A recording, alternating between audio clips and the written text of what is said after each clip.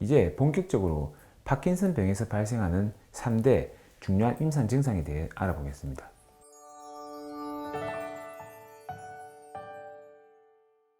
안녕하세요. 손재영 의사생활의 신경과 전문의 손재영입니다. 무하마드 알리라는 권투 선수를 다들 기억하실 겁니다. 그는 1970년대 백인 우월주의인 미국 사회에서 권투를 통하여 인종차별에 대해 투쟁을 하였던 위대한 복서입니다. 무하마드 알리는 자신의 신념을 지키기 위해 미국 정부로서 챔피언을 박탈당하고 징역형까지 선고받는 등의 일을 겪으면서도 결국 굴복하지 않았습니다. 이러한 일 때문에 몇 년간 시합을 못하다가 1974년도에 당시 챔피언이었던 조지 포먼과 대결을 하였고 결국 8회에 극적으로 승리를 하면서 권투 역사상 가장 위대한 경기를 만들었습니다. 복수로서 은퇴를 하고 난 뒤에 1984년에 파킨슨병으로 진단이 되었으며 아마도 이는 권투 선수로서 오랜 기간 동안 강한 복수들과 상대를 하면서 발생한 머리에 잦은 외상의 영향이 클 것 같다는 여긴도 나왔습니다.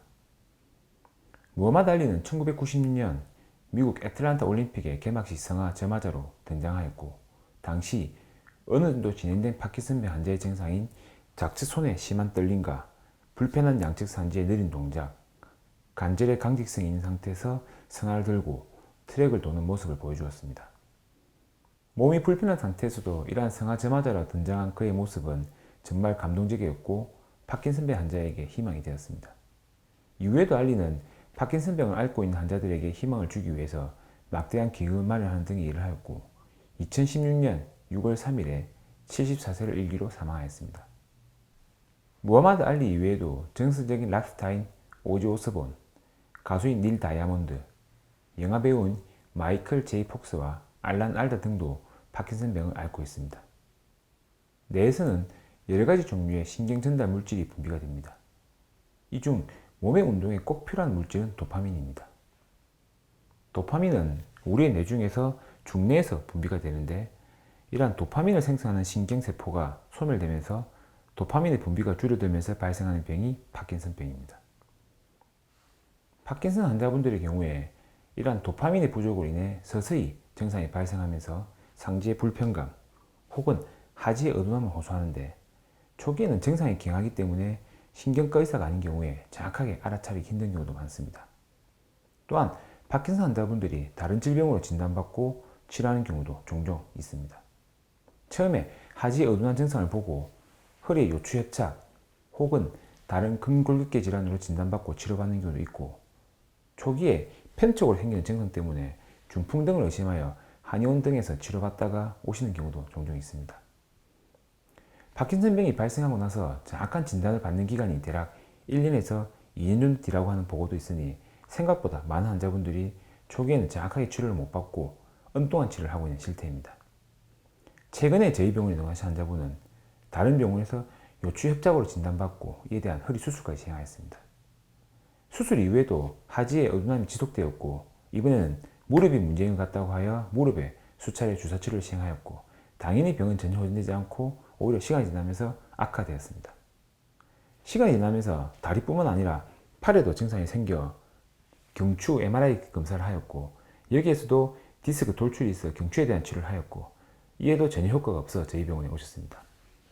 저희 병원에서 결국 파킨슨병으로 진단되었고 현재는 약물 치료 중이며 증상은 많이 호전되었습니다. 이렇듯 파킨슨병이 다른 질병으로 잘못 진단된 경우는 종종 볼 수 있으며 특히 병의 특성상 피검사나 MRI 같은 영상검사에서는 이상이 없고 진찰 소견이 가장 중요하기 때문에 이를 놓치는 경우가 많은 것 같습니다. 이제 본격적으로 파킨슨병에서 발생하는 3대 중요한 임상 증상에 대해 알아보겠습니다. 파킨슨병의 3대 증상은 떨림, 강직, 서동증입니다. 먼저 떨림입니다. 떨림에 대해서 이전에 손떨림에 대한 영상을 제작한 적이 있으니 한번 보시면 도움이 많이 되실 겁니다. 파킨슨병에서의 떨림은 주로 동작을 할 때보다는 가만히 힘을 빼고 있을 때 나타나는 떨림입니다. 환자분께서 의자에 앉은 상태에서 손을 양쪽 무릎에 편안하게 올려놓으면 손이 이런 식으로 떨리는 것을 보실 수 있고 이러한 증상은 처음에는 한쪽에서 먼저 발생하게 됩니다. 간혹 엄지손가락과 검지손가락으로 알약을 쥐고 돌리는 양상의 떨림이 발생하기도 하는데 어느 정도 병이 진행되면 한쪽에서 발생한 떨림이 반대편에서도 나타나게 됩니다. 둘째 증상은 강직입니다. 강직은 쉽게 말씀드려 근육이 경직이 되어 관절이 뻣뻣해지는 것입니다. 한번 손목에 힘을 뺀 상태에서 손목 관절을 반대편 손으로 이렇게 한번 움직여 보십시오. 힘을 뺀 상태이기 때문에 관절의 저항이 없이 아주 부드럽게 관절이 움직여질 겁니다. 하지만 파킨슨 환자에서는 이러한 관절을 움직일 때 뻣뻣한 저항성을 느낄 수 있습니다.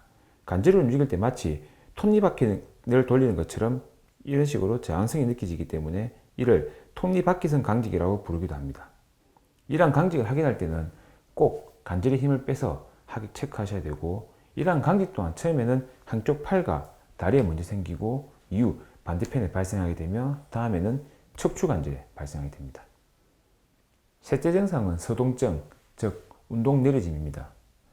이는 대표적인 파킨슨병의 증상으로 손, 발, 몸의 움직임이 느려지는 것을 의미합니다.